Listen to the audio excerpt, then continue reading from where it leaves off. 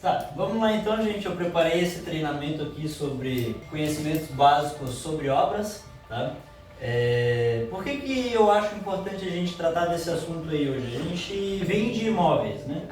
E acho que hoje 80, 90% das nossas vendas são imóveis na planta, ou às vezes em construção. Então é um tema muito comum para a gente, obra, né? A gente visita a obra, a gente está em contato com isso todos os dias.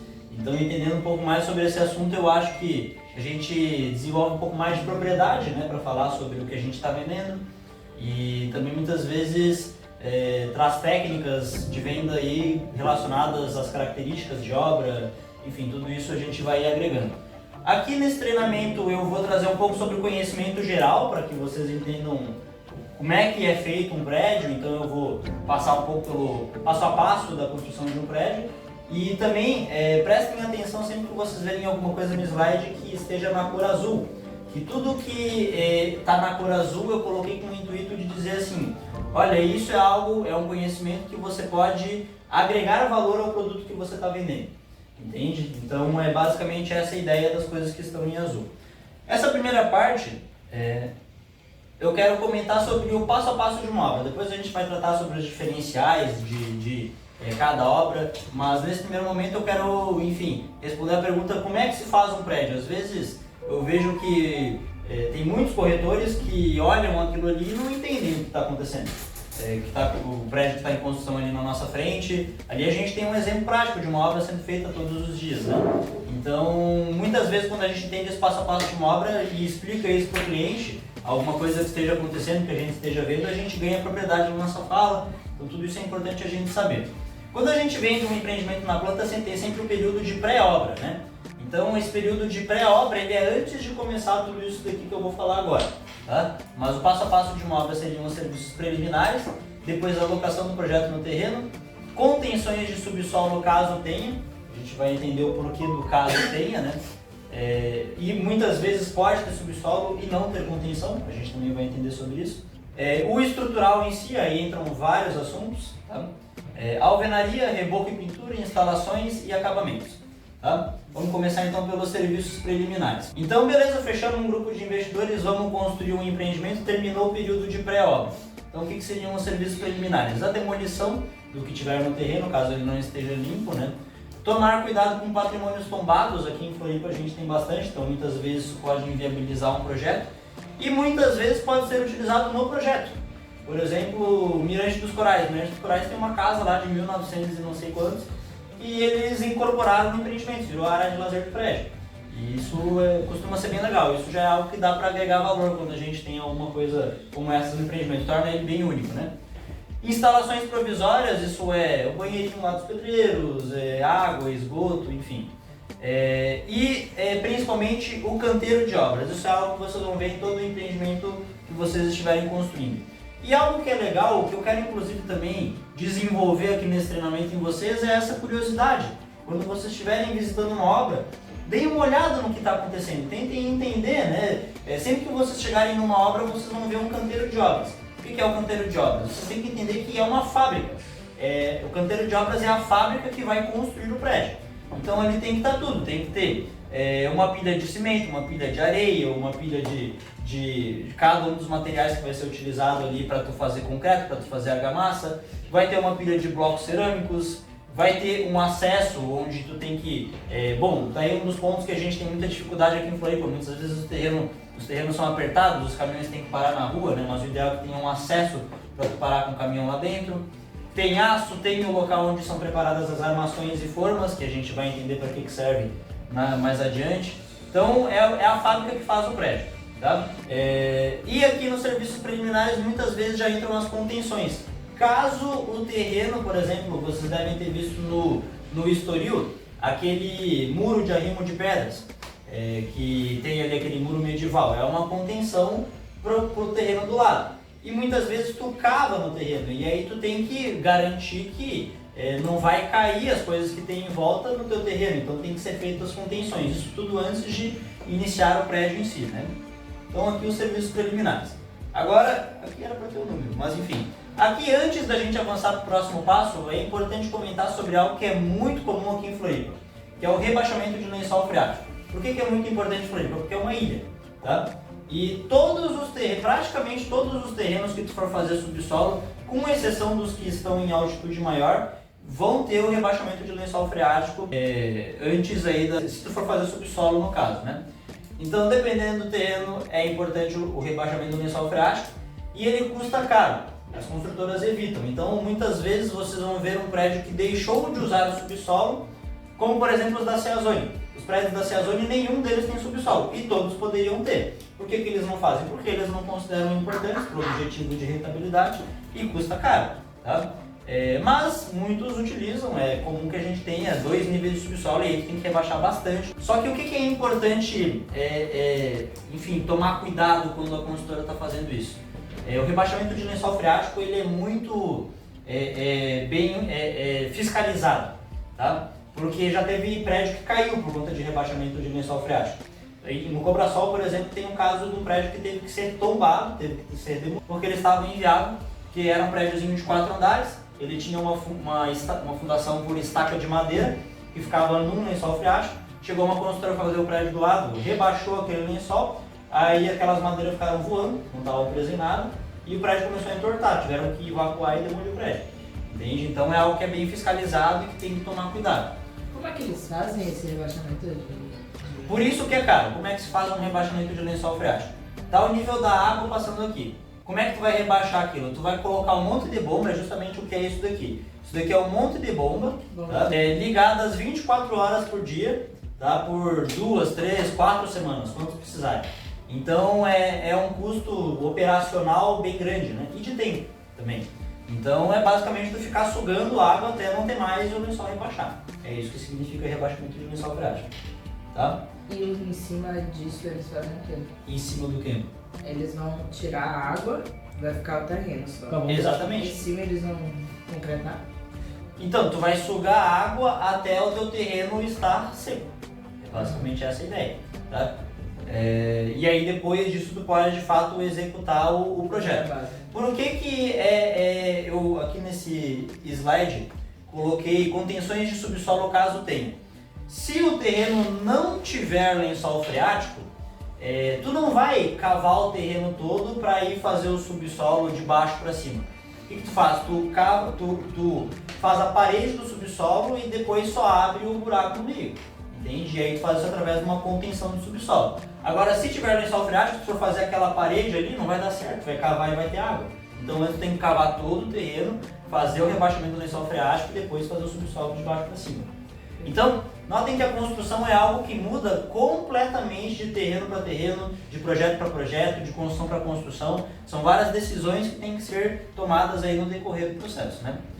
Curiosidade, esse lençol freático é realmente assim, tipo, do lado tem um rio, não é misturado com terra e... Olha, aí vai de lugar para lugar também. É algo muito...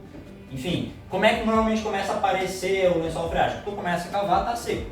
Aí tu cava mais um pouquinho, ó, essa areia tá molhada, a terra tá molhada. Até que tu chega em água.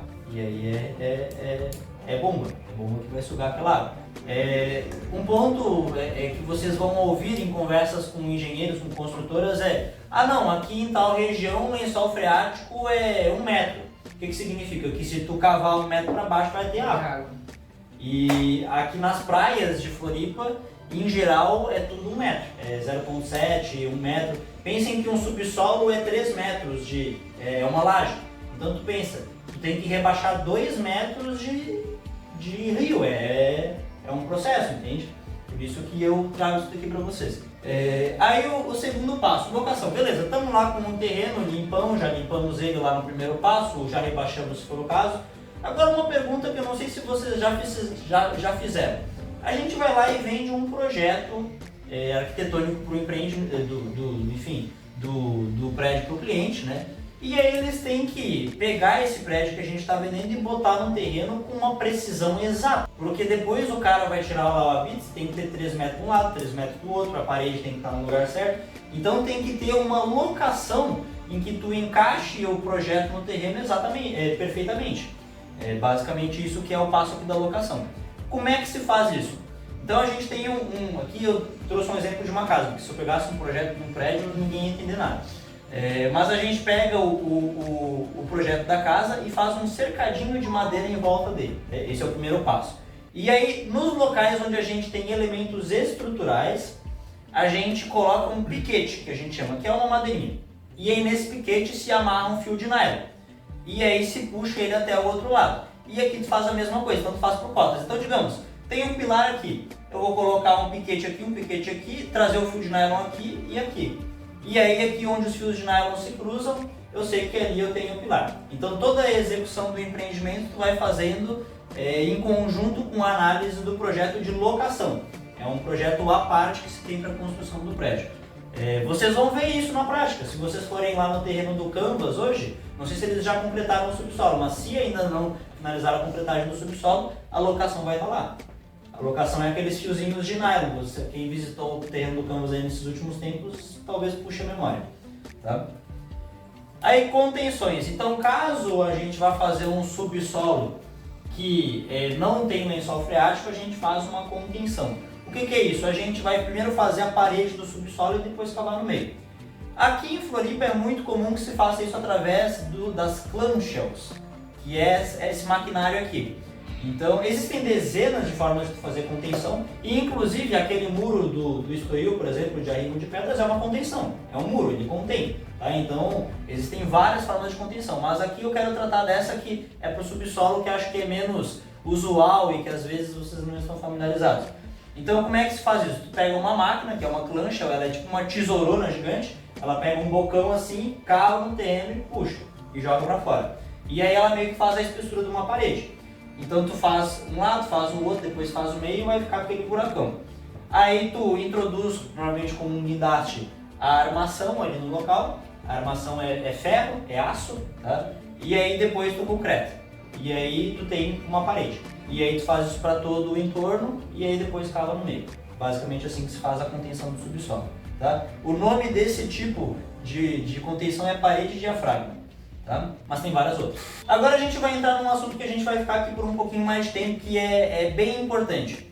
Eu já perguntei para vocês, por curiosidade, para ver o que vocês responderiam, como é que um prédio fica de pé. E pouca gente sabe, cara. Até acho surpreendente, é um conhecimento bem, assim, importante, né? O prédio fica de pé por causa das paredes. Não, errado. Não é por causa da parede. Parede não faz nada para o prédio ficar de pé. Isso daqui, olha, se tivesse aqui e não tivesse aqui, o prédio não ia ligar. Isso daqui é só para tapar, é para que a gente não caia. É para isso que serve a parede. O prédio ele fica de pé por causa de elementos estruturais. Tá? Então, o próximo passo depois desse vai ser a alvenaria, que aí é as paredes. Mas aqui a gente vai falar do que faz o prédio ficar de pé. Então, a gente tem um peso muito grande no prédio e esse peso ele é distribuído através dos elementos estruturais. Ele tem uma ordem de distribuição. Então, a gente tem as lajes, as vigas, os pilares e as fundações. As lajes é onde a gente está de pé, é o piso. Tá? As vigas, elas são horizontais, tá? E elas recebem os esforços das lajes. Tá? E aí elas passam esses esforços para os pilares. E aí depois lá embaixo os pilares chegam nas fundações. Tá? Então aqui a gente tem em cores, as lajes em cinza, as vigas em vermelho, que recebem os esforços das lajes, e os pilares recebendo os esforços das vigas. E aí lá embaixo as fundações. Tá? Por isso que as fundações precisam ser fortes, por causa que, no fim das contas, todos os esforços chegam lá nelas. Né? E todos esses elementos aqui estruturais, tanto a laje, quanto a viga, quanto o pilar, quanto a fundação, o que faz eles serem estruturais é que eles são feitos de concreto armado. Por isso que a parede não é estrutural, a parede é tijolo, o tijolo é levinho. Se vocês pegarem um tijolo e jogar na parede, ele quebra. Entende? Por isso, não adianta tu querer segurar peso com tijolo. Tu tem que segurar peso com concreto armado. E o que é concreto armado? É a junção de concreto e armação, que é aço. Tá? Por que a gente une esses dois? Porque o concreto ele resiste à compressão. Tá? A compressão é tu pegar aqui e apertar o negócio. Aqui eu estou fazendo compressão. Tração é tu puxar. Tá? É basicamente essa a diferença. Aqui eu estou fazendo compressão, aqui eu estou puxando. Se eu fizesse um prédio só com concreto, ele cairia. Simples assim. E ele seria extremamente não confiável, por causa que o aço ele traz a deformação. E a deformação ela nos protege.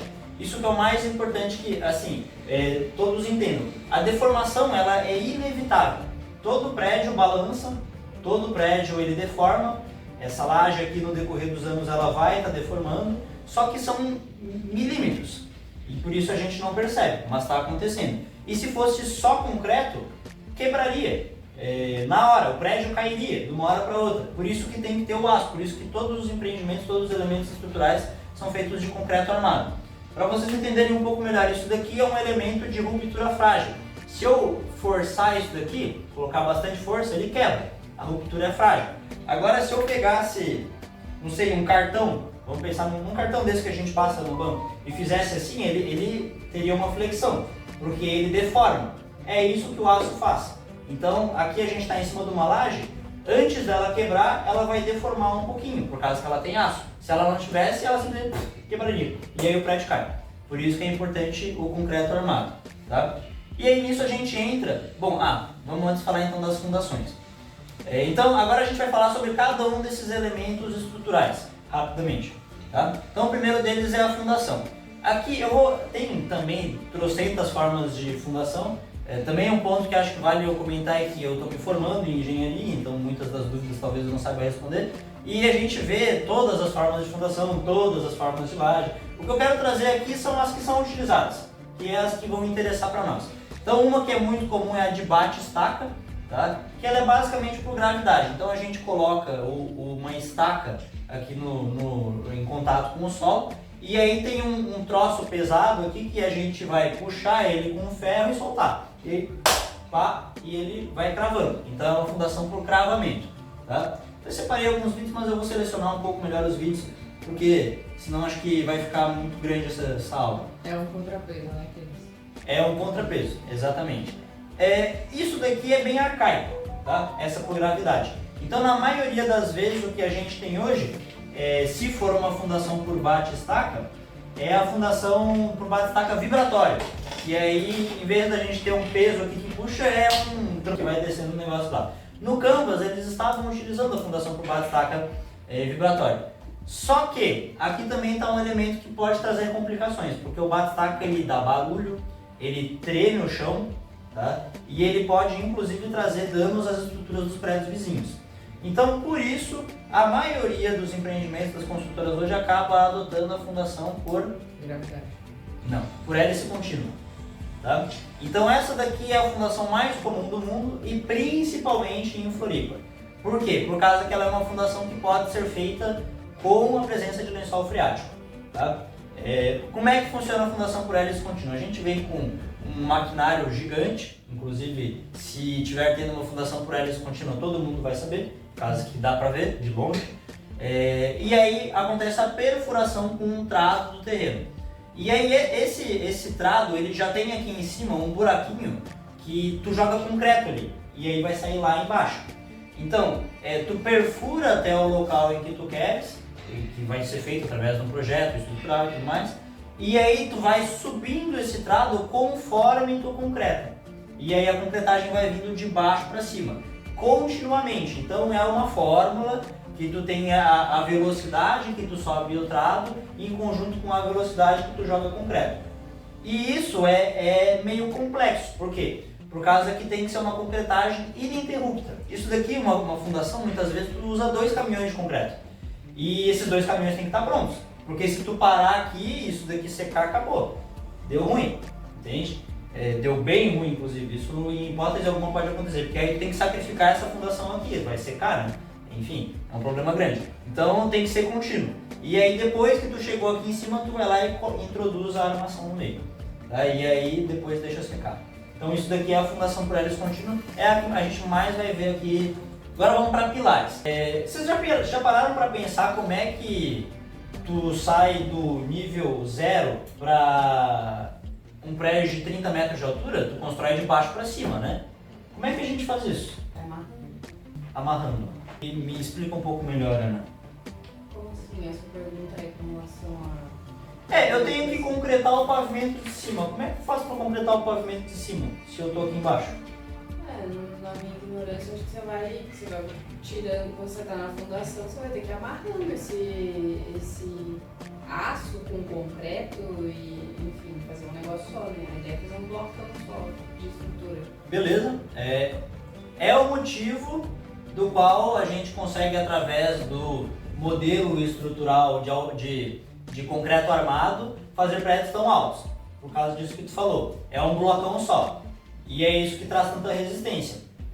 Tanto que existem outros modelos estruturais, o pré-moldado, com chapas metálicas e tudo mais, com madeira. Só que tu nunca vai ver um prédio tão alto de pré-moldado ou de madeira por causa justamente do que ela comentou. Que nesse modelo estrutural de concreto armado é um blocão só. Mas beleza, como é que a gente vai amarrando?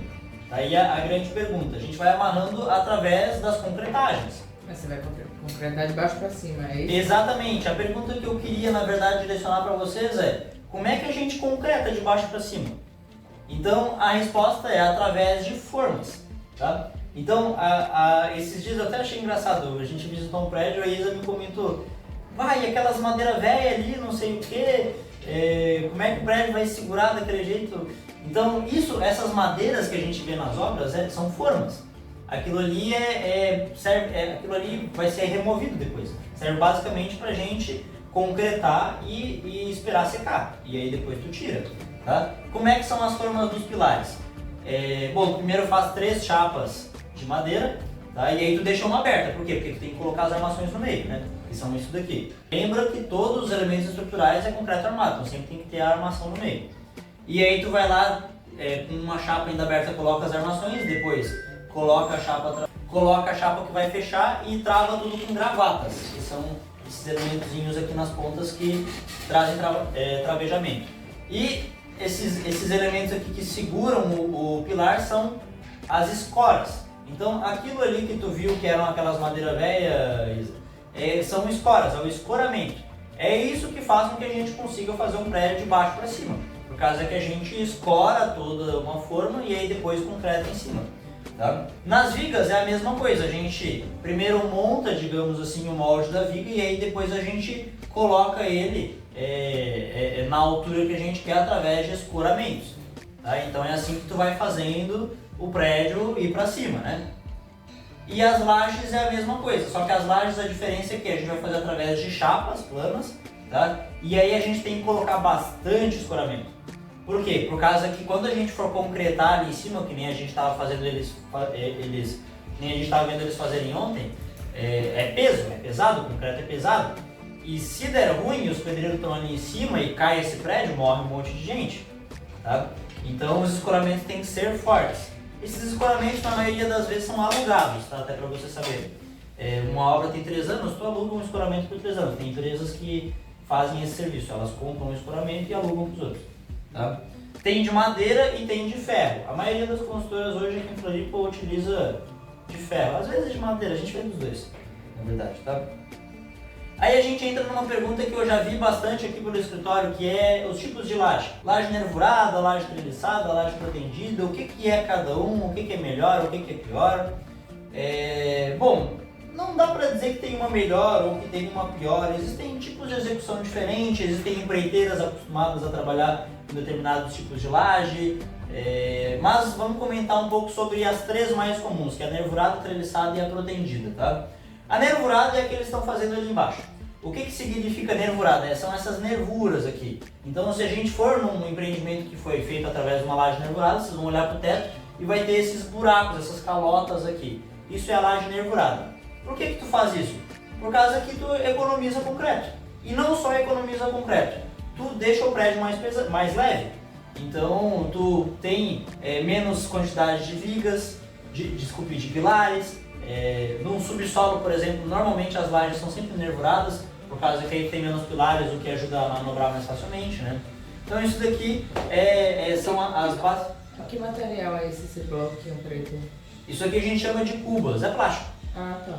E ele assim como o escoramento, ele é utilizado apenas para tu concretar, depois tu tira, né? E aí por cima notem que a gente sempre tem as armações, concretado, depois tira as cubas e feita a laje, tá? Aí a gente também tem a laje treliçada. Da mesma forma como a laje nervurada, a gente utiliza um elemento para reduzir a quantidade de concreto, deixar o prédio mais leve. Só que aqui na laje nervurada a gente tem um passo a mais, que é depois ir lá e remover as cubas, né? A gente tem, na verdade, um passo a mais também na execução, que é colocar um desmoldante aqui antes de concretar, para depois a cuba sair, né? Aqui na laje treliçada, o que se faz? Tu coloca ou tijolo ou isopor, e aí depois de tu concretar, tu deixa lá. Simples. O tijolo e o isopor são leves, tá?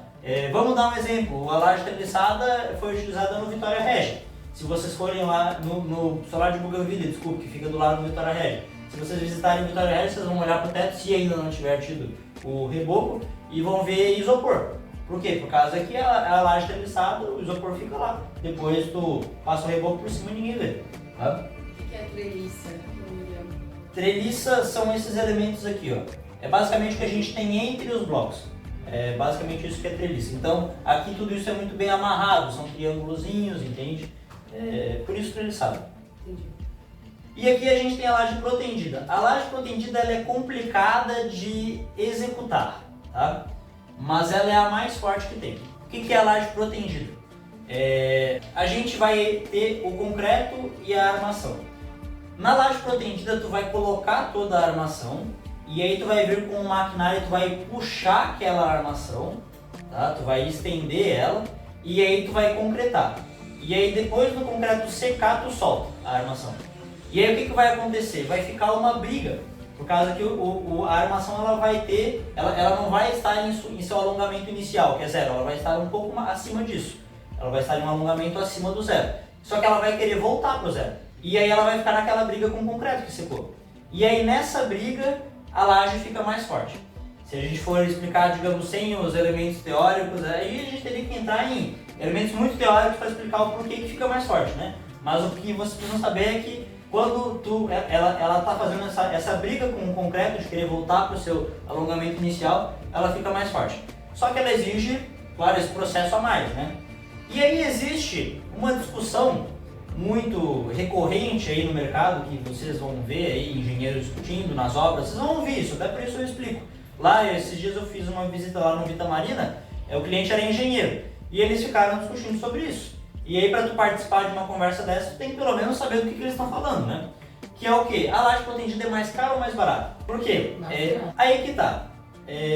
Em teoria, sim. Se tu levar em consideração o fato de que tu tem que contratar uma equipe especializada, ter esse passo a mais de puxar a armação. Só que a discussão que estava acontecendo lá é justamente de que talvez ela seja mais barata, pelo fato de que tu tem que ter menos pilares, menos vigas, ou seja, tu economiza muito em concreto, em outros elementos estruturais, justamente porque tu vai estar compensando ali numa laje mais forte. E também podemos ter vigas protendidas. O caso que eu quero trazer aqui para vocês é do Pátio Milano. Eu não sei se vocês, assim, eu sempre fico impressionado como é que esse prédio está de pé. Normalmente essas lajes protendidas nesses projetos arquitetônicos que vai deixar meio suspenso, normalmente é a laje protendida. Exatamente. Então, aqui eles têm, gente, metade de um prédio em suspensão em cima de uma casa tombada. Essa casa aqui, ela não pode sair daqui, ela é tombada. Então, o que eles fizeram? Eles fizeram um prédio em suspensão em cima desse negócio aqui. Qual que é a forma de tu fazer isso? Todas as lajes do Pátio Milano são protegidas e isso daqui, isso que é o mais impressionante. Só isso daqui custou, se não me engano, numa reunião foi comentado, 6 milhões de reais. Porque isso daqui não é parede, tá? Isso daqui é uma viga. Assim, acho que deve ser a maior viga de Florianópolis, talvez Santa Catarina, talvez, não sei. Mas é uma viga isso daqui. Isso daqui é, assim, uma viga, gente. Aquilo ali é uma viga. Agora compara com isso daqui, que é... Tudo, esse cubo todo é uma viga. Esse cubo todo é uma viga. Então, e de concreto, de concreto protendido, né? Então, por isso que é surpreendente, por isso que é tão caro. Mas, tá de pé. Eu não sei se eu entendi muito bem a protendida. É como você estira o aço. Exatamente, você estica o aço. Por que é protendida? Porque tu faz uma proteção no aço e aí tu concreta, tá? E aí tu espera o concreto secar. E aí tu solta. Entendeu? É basicamente isso. Então, quando tu protender o aço, ele vai sair do alongamento inicial dele, que é zero. E aí quando tu soltar, ele vai querer voltar. E aí ele vai ficar numa briga com o concreto, né? E essa briga aqui é o que dá orelha. Exatamente. Guerra interior deixa mais forte. Exatamente. Cara, mas é lindo esse projeto, né? Eu nunca tinha visto assim. E aqui era o Botequim Guanabara, né? Agora acho que mudou.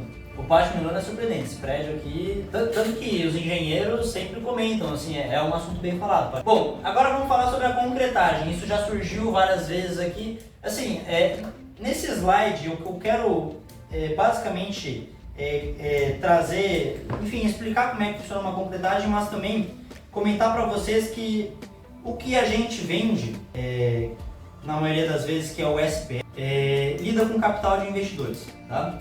E aí vocês vão ver que a concretagem, por exemplo, é um processo que tem muita forma de dar errado. Tem que ser bem administrado, sabe? Tem que ser um negócio bem feitinho. Tem muitos elementos para fazer. E aí o que eu quero que vocês tirem aqui desses meus comentários é de que a gente tem que trabalhar com boas construtoras, não tem jeito. Eu vou botar esse vídeo para tocar aqui enquanto eu falo sobre isso. Que é uma concretagem que eu fiz que a gente acompanhou na minha faculdade, e aí eu apresentei um trabalho sobre concretagem, e aí eu aproveitei e levei o drone lá e fazendo essas filmagens para vocês mais ou menos verem o que é uma concretagem. Então essa daqui é a concretagem de um empreendimento inclusive da Nova, que fica lá no Campeche, tá? E lá era uma concretagem de 280 metros cúbicos de laje, tá? Então eles estavam concretando a laje, as vigas e os pilares juntos, concretando tudo ao mesmo tempo. 280 metros cúbicos. Para vocês entenderem o que é 280 metros cúbicos. Um caminhão betoneira tem 8 metros cúbicos. Então tu tem que ter 35 caminhões betoneiras para chegar em 280 metros cúbicos. Qual é o tipo dessa laje?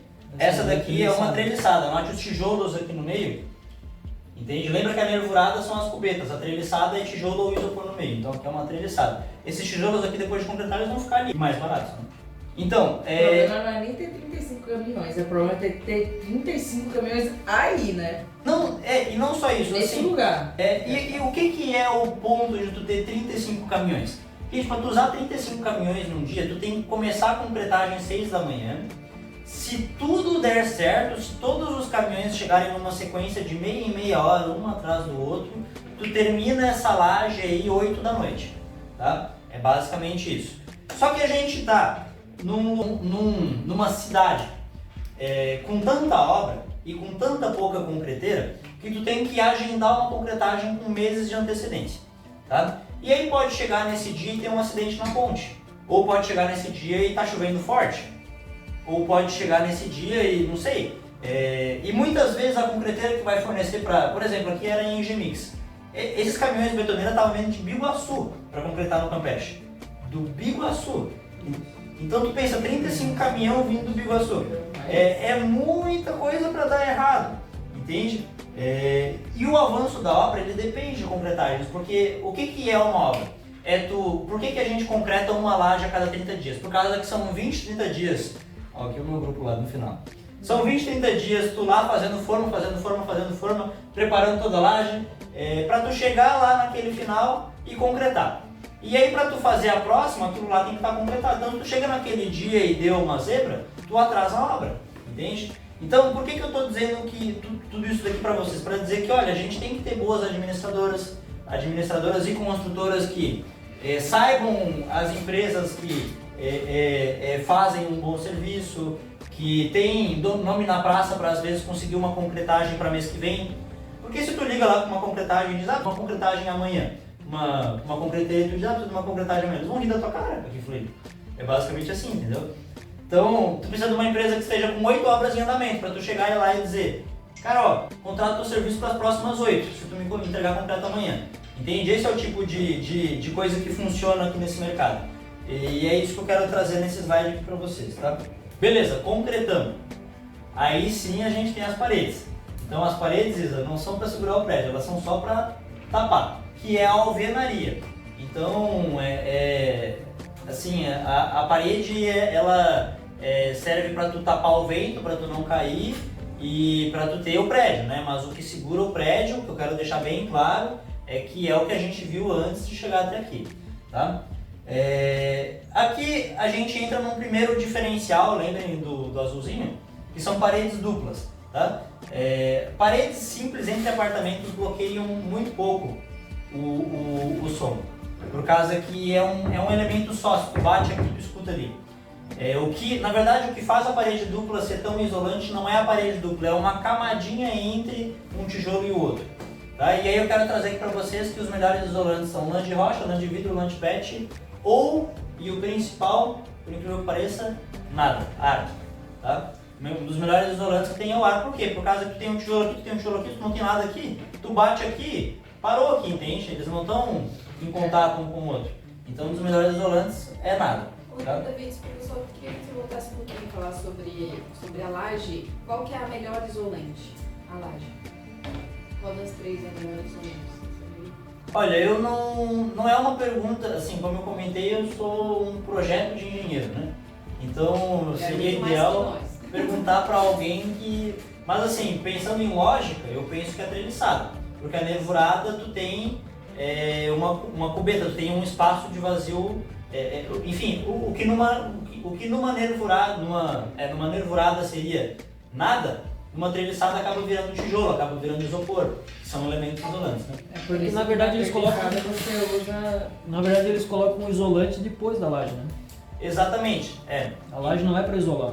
Mas ela tem, eu sei que não é pra isolar, mas ela tem um desempenho ali, né? Mas é se muito for- relativo. Mas esse é um ponto importante, Ana, assim, o objetivo da laje não é isolar, ela acaba, dependendo de uma ou de outra, talvez trazendo um isolamento, mas... Vai ter outras coisas. vai ter o outras isolante coisas. depois da laje já é um diferencial, um alto padrão. Né? Que eu acho que a maioria não usa. Em teoria, Pegar umas açaire ali não vai ter um isolante. Aí eu não sei, eu teria O Canvas ver eu sei que aí. tem, porque ele já falou várias vezes. Sim, Ele tem inclusive sim. na planta lá, eles usam. Entre as paredes, no Canvas a gente tem paredes duplas, e aí se decide se vai ser a camada de ar ou de... Normalmente a mais usada é a lã de rocha, tá? Lã de rocha e lã de vidro são menos sustentáveis, a de PET é a mais sustentável, só que ainda é caro, então ninguém usa, aquela coisa. E a maioria usa ar mesmo. E olha, não tem nenhum problema em usar ar, tá? Não pensem, estão usando o ar porque querem economizar. Não, é um dos melhores isolantes que tem. Não tem problema. Bom, aí depois da gente fazer as paredes... um outro ponto que acho que é interessante comentar. Um prédio tem 15 pavimentos. Tu não vai esperar tu chegar lá no último pavimento estrutural para iniciar a alvenaria lá embaixo.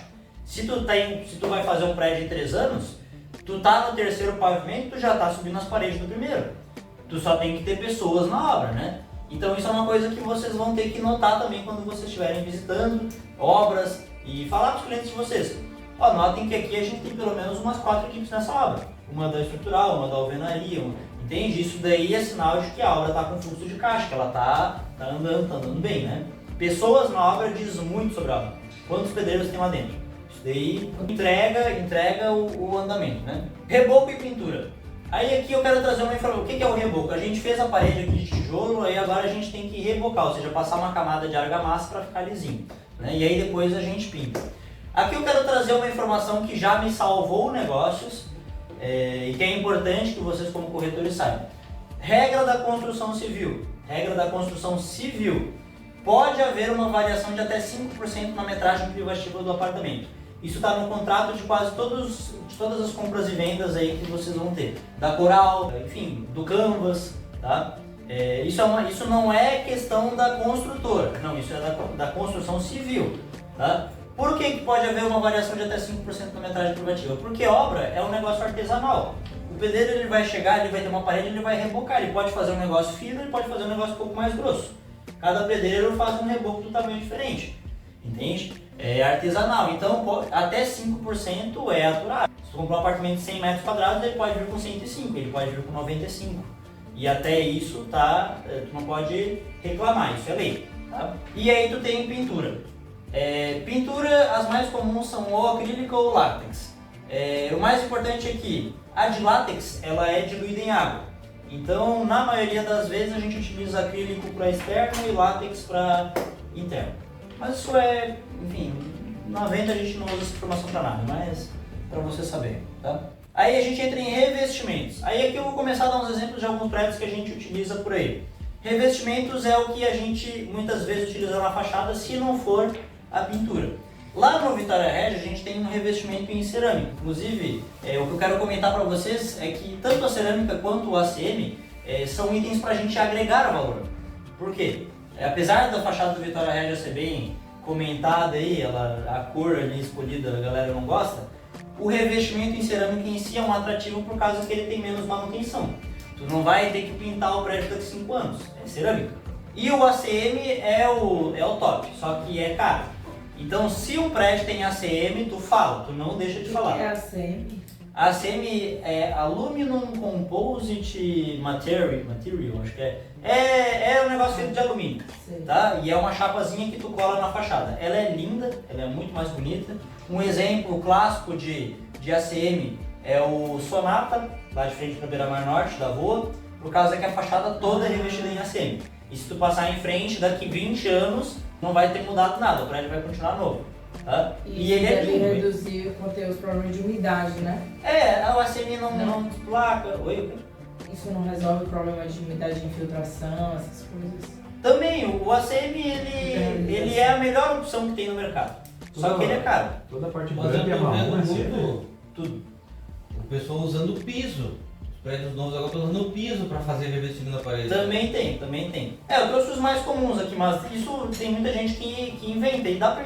Construção civil, gente, é invenção.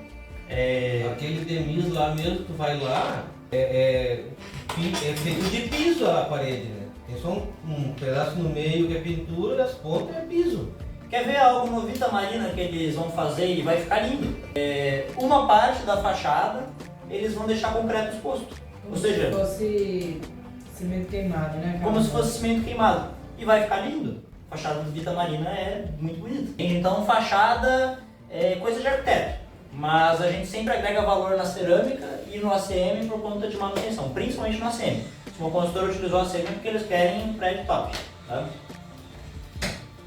E aí a gente entra nos acabamentos. Aí tá tudo azul por causa que tudo que é acabamento tu tem que agregar valor. É aqui que entra o trabalho do corretor. Tá? Então, esquadrias, vidros, portas, detalhes de fachada, marcenaria, mobílias e decorações, rebaixo em gesso, piso, rodapé, maçanetas, sustentabilidade, tudo isso a gente vai agregar valor. Vamos comentar rapidamente sobre cada um desses pontos. Aqui é onde anota que é onde vocês... É o lugar. Porque o que vai acontecer? Vocês vão estar lá vendendo um negócio de 10 mil metros quadrados. E aí vocês vão mostrar, mas ali do lado tem um por 30 mil metros quadrados, aqui tá barato. Só isso por si só não resolve. O que tu tem que dizer? Tu tem que dizer, olha, aquele prédio ali do lado tá 30 mil metros quadrados. É um prédio bom.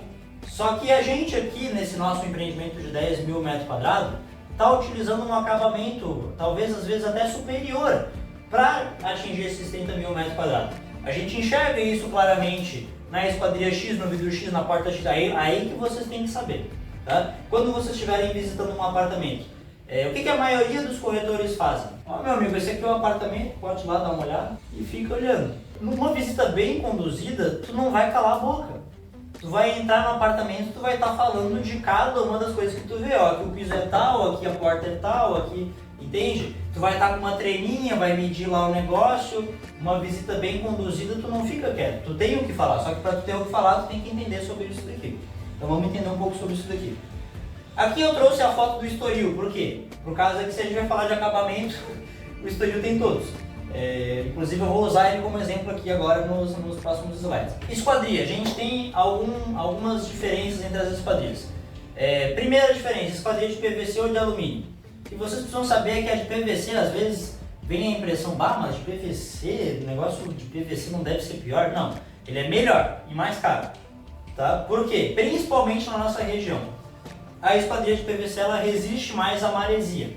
A de alumínio ela tem uma manutenção. Depois de anos, né? Mas tem. A esquadria de PVC ela não é só PVC, ela é ferro dentro. Tá?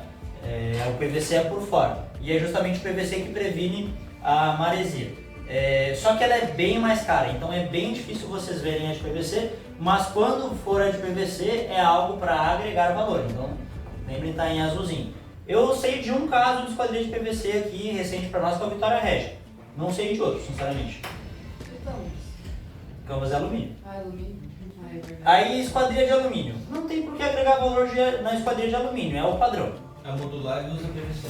A modular usa PVC? Olha só. Algo que a gente pode agregar valor é numa esquadria pintada. Por quê? Por causa que a esquadria de alumínio por padrão é branca. é a cor do alumínio. Se tu vai pintar ela, tu tem um passo a mais na fabricação do negócio. Tem que, ela é mais cara justamente porque tu tem um passo a mais, tu tem tinta, que é mais uma matéria-prima, né? Então, como é que a gente agrega valor na esquadria pintada? A grande maioria dos prédios é a esquadria branca. Então, quando tem um prédio com uma esquadria, na maioria das vezes preta, ele é diferenciado. Normalmente tu nota aquele empreendimento, olha ali, ó, aquilo ali é outra coisa, né? Então, a gente valoriza isso. Por exemplo, no Vita Marina é uma esquadria de alumínio preto, tá? E outra coisa que a gente sempre agrega valor é persiana integrada e principalmente persiana integrada automatizada, tá? Muitas vezes a janela vem lá secona sem persiana nenhuma. Se tem a persiana integrada, tu já comenta, né? E se tem a automatizada, tu faz questão de deixar claro, né? Aí a gente vai para os vidros, né? O que é o vidro comum? É o mesmo vidro que seria utilizado no laminado, só que uma folha só. Ali é um vidro comum. O que é um vidro comum? Ele é 4 mm, a espessurazinha dele, padrão. Aí a gente tem a diferença para o vidro temperado, para vocês entenderem o que é o vidro temperado. O processo de fabricação do vidro temperado, tu esquenta ele, tu deixa ele líquido, e aí quando tu for, ele passa por uma chapa, né, onde ele vira o vidro, e aí tu esfria ele muito rapidamente. E aí o que vai acontecer quando tu esfria ele muito rapidamente? Enfim, não vou explicar em detalhes teóricos, mas a camada de fora vai solidificar mais rápido do que a camada interna, e aí vai virar uma briga ali que nem latinha no concreto para frente, vai virar uma briga ali de tensões e ele fica mais forte. Então o vidro temperado ele é mais resistente. Porém, se tu quebra o vidro temperado, racha tudo, porque ele está tendo essa briga de tensões ali, para sempre. Então se tu quebra ele, vai tudo. Não sei, tem vídeo de tipo prédio com um parapeito todo de vidro temperado. Rachou um cantinho ali, vai tudo. Não sobra nada, entendeu? E o vidro laminado, a diferença do vidro laminado é que tu tem um vidro comum, só que tu tem uma chapa de PVB, uma películazinha no meio, que ela é colante, e aí tu tem 2 ou mais chapas em sequência. O vidro blindado, para vocês entenderem, nada mais é do que um vidro laminado, só que com várias camadas de espessura. É isso que é um vidro blindado, tá? Esses dois vidros são diferenciais. Se não é o vidro comum, tu já pode comentar. O vidro ali é temperado, o vidro é laminado. Por causa que eles têm uma maior capacidade de isolamento térmico, acústico, tudo, e são mais resistentes. E também, aí comentando já de algo mais da engenharia, eles são vidros considerados seguros. Por quê? Por causa que o temperado, se tu quebrar um temperado, tu não consegue se cortar com o farelo. Se você se movimentar, ele rasga. Agora, se você ficar parado e o temperado quebrar em cima de você, você não se isso, exatamente. Mas, por exemplo, tu consegue pegar como é que é?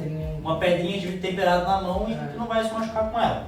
Ele é considerado um vidro seguro por isso. E o vidro laminado, como ele tem essa película no meio, ela é colante, então se tu quebrar o vidro, ela vai ficar colada na película. Então também é considerado de segurança. É o mais seguro, né? É o laminado. É o mais seguro por quê? Por causa que se tu fizer um chão de vidro, digamos, se ele for temperado, temperado não tem nem como tu aprovar o projeto, por causa que quebrou alguma coisa todo mundo. Mas agora o laminado, ele se mantém. Vai quebrar aquela parte onde tu rachou, mas o resto dele se mantém, né? Avançando, portas, tá? A gente tem 3 opções de portas pro padrão. Claro, sempre tem 300 opções, mas o que a gente mais vai ver são essas 3. Pintada em obra, em PVC e laqueada. A laqueada a gente sempre agrega valor. Por que a gente não agrega valor na porta PVC? Por causa que ela é meio que o padrão, porque a pintada em obra, ela já não é mais comum. Ela não vale a pena porque tu pintar a porta em obra envolve tu ter uma equipe de pedreiro pintando porta. E aí, apesar de ser muito mais barato comprar a porta de madeira e a tinta, a mão de obra é uma das coisas mais caras numa construção hoje. Então ela vale mais a pena comprar essa daqui que é mais cara, mas tu só chega lá prontinho e pá, tá? E a laqueada, ela é bem mais cara do que a de PVC, só que esse processo de laqueagem ele traz mais durabilidade, enfim, a porta nunca vai ter que ser trocada. E tu não consegue riscar ela. Então a laqueada. Essa porta laqueada nunca vai estar numa obra, né? A porta laqueada ela chega na hora de tu botar. No fim, tudo isso que eu tô falando agora... Mas normalmente essa porta laqueada é que o proprietário, a pessoa que vai morar, vai botar uma porta laqueada. Não, mas a construtora bota. Em prédios de alto padrão bota, Canvas, Max, Dália, todos esses Porta laqueada? É porta laqueada. Ela é bem mais cara. Todas? Todas. Não, todas do apartamento? Em alguns apartamentos se coloca a porta laqueada só a de entrada, né? Mas, assim, isso são coisas que tu tem que perguntar. Mas, ó, padrão do grupo Du, todas as portas são laqueadas. Schneider Martins, Canvas é tudo laqueado. Aura Residência também. Vitória Régia também. Isso daí são... Isso é diferencial mesmo, né? Exato, por isso que a gente tem que falar. Até nos pontos lá no meu apartamento é laqueada. Ela é resistente. Se você não tiver uma gata que arranha, pode... E agora tem o isolante térmico, acústico, né? Que eles colocam na porta também. Isso, aí são acabamentozinhos... também. Aí entra um outro ponto que a gente agrega para além disso daqui que eu tô falando que é mais amplo, que é o cuidado da construtora. É o cuidado de... Isso é uma coisa que me encanta no Estoril. Por que eu tô falando desses acabamentos e por que eu trouxe aqui no começo a imagem do Estoril? Tu só vai vender um Estoril se tu falar dos acabamentos do início ao fim. Senão tu não vende. Muito caro. É caro? Ele é caro se tu não falar dos acabamentos. Agora, se tu pega um cara que se importa com os acabamentos, tu vende. Para esse cara que tu vende, né?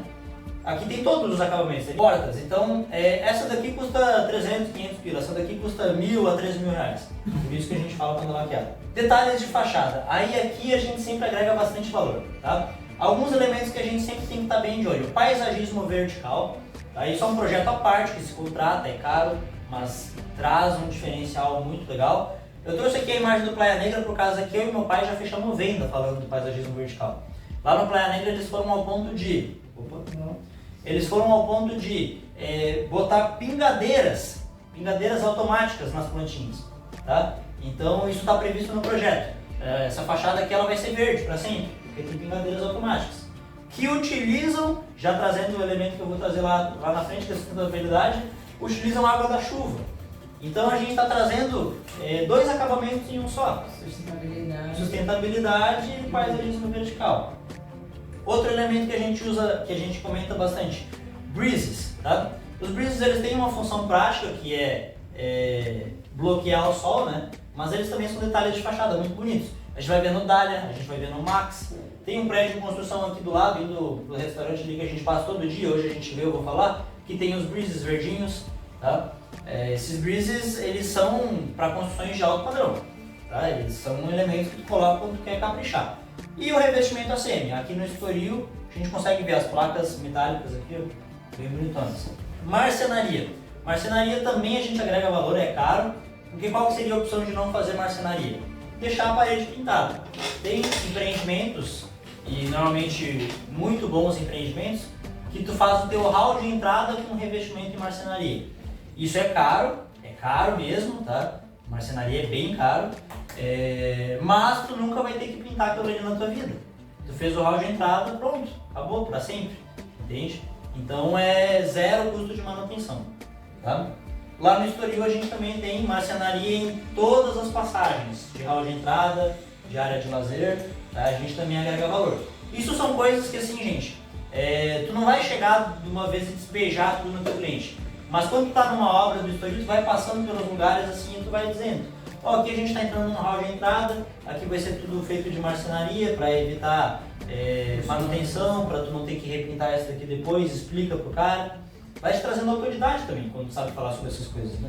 Mobílias e decorações. Assim, uma coisa que tu agrega valor é quando tem já no orçamento previsto mobílias e decorações, tu sempre fala. Mas uma outra coisa que tu agrega valor é porque mobília e decoração tem vários tipos. Tu pode botar lá... Tem um negócio que tu pode gastar quanto tu quiser. Tu pode mobiliar um salão de festa com 100 mil, tu pode mobiliar com 10 milhões. O teto é indefinido. E aí eu quero dar um exemplo de algo que o Daniel sempre agrega muito valor quando a gente faz uma visita no Village Bleu, que é aquele empreendimento frente mar lá em Coqueiros, que é um tal de um quadro, tá? Que eles botaram lá na parede, que eles fizeram uma paisagem da vista que os apartamentos têm lá do prédio, que é frente mar, né? E foi feito em específico para aquele empreendimento, entende? Então foi um quadro encomendado. E ele sempre agrega muito valor nisso. Pô, então esse aqui é um quadro pintado pelo pintor foi encomendado para esse empreendimento. Ele não tem valor definido porque ele não vai ser vendido, mas as pinturas desse pintor hoje no mercado 50, 60 mil e assim tu vai agregando valor. Tu chegou na visita, tu já tá se mudando na época do negócio, né? Aqui eu trouxe uma foto do Estoril por causa que o Fabrício fala da tal da mesa de sinuca que custou 30 mil. E ele pega no celular dele e abre aqui, olha aqui o preço, aí mostra. Então é assim que tu vai rebaixa em gesso. Quando tem, a gente sempre fala, porque é um diferencial. Querem um contraponto? Na Siri. Na Siri a porta é a PVC, não tem o rebaixo em gesso. Então quando tem a gente fala. Quando não tem a gente fica quieto. É basicamente isso. Então o rebaixo em gesso ele pode ser feito de duas formas. Ele pode ser feito detalhado. Aí na maioria das vezes tu não vai pegar um detalhado com a construtora, porque a construtora tem que fazer um negócio padrão, né? Então detalhado normalmente é quando o proprietário vai lá e faz alguma coisa do gosto dele, como aqui o cara foi lá pro apartamento, às vezes não tinha rebaixo em gesso, ele quis fazer, já fez um negóciozinho top ali, né? O que a maioria das construtoras faz é o rebaixo em gesso negativo. O negativo é por causa que a gente tem uma fresta aqui, é um acabamento bem bonito assim, fica bem legal. É o que a gente tem no Estoril e em várias outras obras por aí. Pisos, aí a gente vai falar sobre os dois que a gente mais vê, que são os utilizados, né? Vinílico e cerâmico. E aí o porcelanato é um tipo de cerâmica, tá? Eu defendo muito o piso vinílico. O Fabrício, lá do Estoril, ele inclusive não colocou porcelanato nem cerâmica no chão. Todo o apartamento é piso vinílico. E eu defendo muito o piso vinílico por causa que ele é isolante. Ele é isolante. E ele é muito confortável para tu pisar descalço. Eu acho ele muito bonito. E não só muito bonito, não, enfim. E é o piso ideal para Floripa, né? Que a maior parte do ano é frio. Exatamente. Então ele é térmico, né? Ele é térmico. E uma outra questão do piso vinílico. Uma outra questão do piso vinílico é que ele é personalizável. Tu bota, assim, juro pra vocês, gente, se tu quiser um piso vinílico que emite um metal, tu tem, uma pedra, tu tem, uma madeira, tu tem, se tu quiser um piso vinílico que emite um porcelanato, tu tem, tu faz o piso vinílico do jeito que tu quiser. É realmente muito personalizável, tá? Aí o que a gente agrega valor? Se tiver, só que é muito raro, só tem acho que casos muito específicos aqui na ilha, que é a espessura do piso vinílico. A maioria, por padrão, é 1,5 mm. É o que todo mundo usa. Tá? E já é bom, já faz o trabalho Mas dele. não, esse não é o piso que vai mais agregar valor, né? O piso vinílico? Eu sempre comento, tá? Por causa que baixo padrão não utiliza nem vinílico, nem porcelanato, nem nada. Utiliza cerâmica. Isso daqui é cerâmica. Tá? Então se tem piso vinílico, tu fala. Tá? Tem algumas, muito poucas construtoras que utilizam o piso vinílico 3 mm. Aí o negócio é bruto. Aí ele é bem isolante e muito resistente. E, enfim, o 3 mm, para vocês entenderem, é o piso da Smart Fit, digamos assim. Coloca o piso da Smart Fit dentro do apartamento. Só que onde é que tu vê isso? Eu só vi no Estoril e padrão CFL, assim, CFL eu vi utilizar nas casas de 10 milhões. É ali que tu encontra o piso vinílico 3 mm, tá? Porque ele é bem mais caro, basicamente por isso.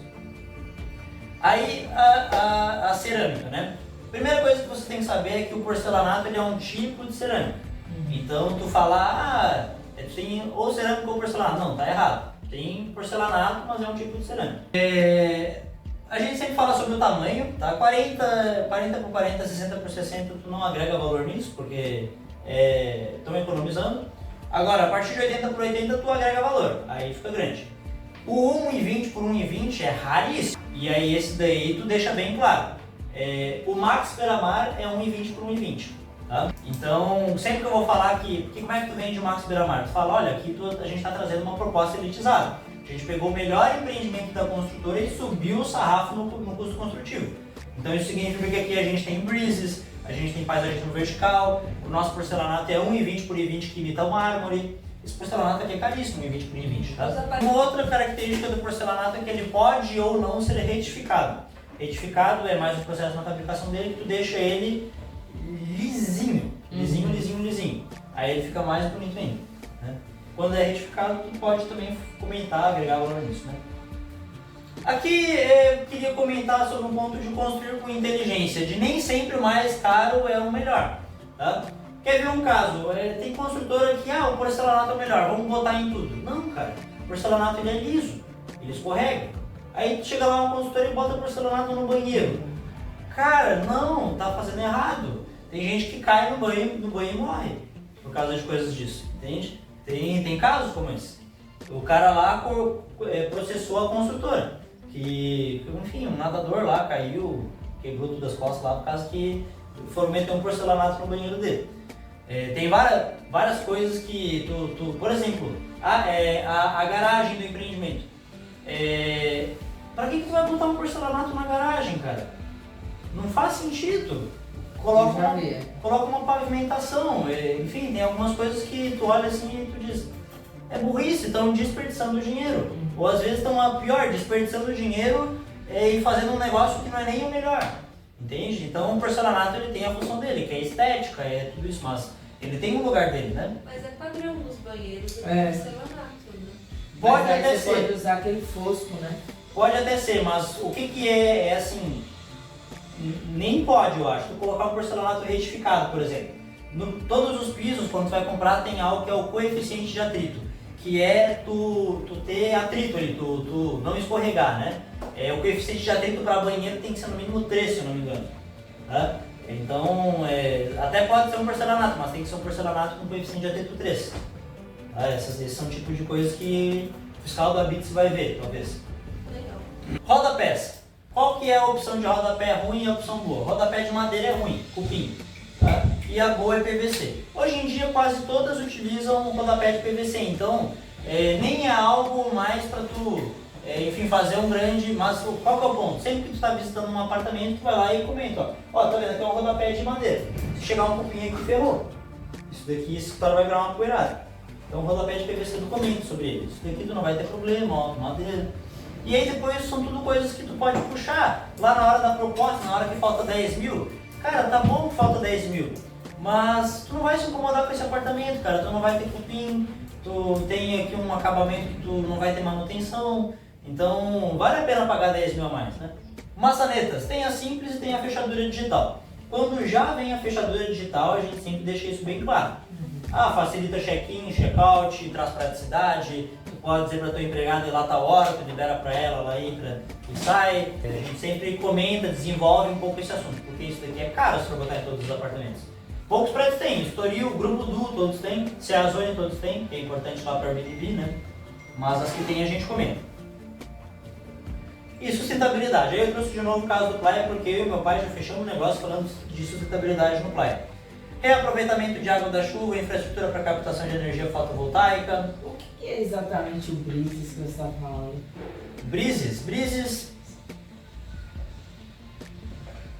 Breezes é esse negócio verdinho aqui, ó. É a plantinha? Não. Breezes é uma placa que, É uma placa que ela se move. É uma placa que se move. Tu pode puxar ela para frente da tua janela e aí ela bloqueia o sol. Tá? Mas o mais interessante dela é que ela é um elemento de fachada. Ela é bonita. Se tu for ver o Max Beramar tem, o Dali, agora tu pode começar a prestar atenção nisso. A gente, não sei se tu vai almoçar com a gente ali depois, a gente vai passar na frente de um prédio de construção que tem, quase pronto, que tem Breezes. É bonito, é bem bonito. E eles são pintados na maioria das vezes, eles são coisas que tu coloca na tua fachada para personalizar, né?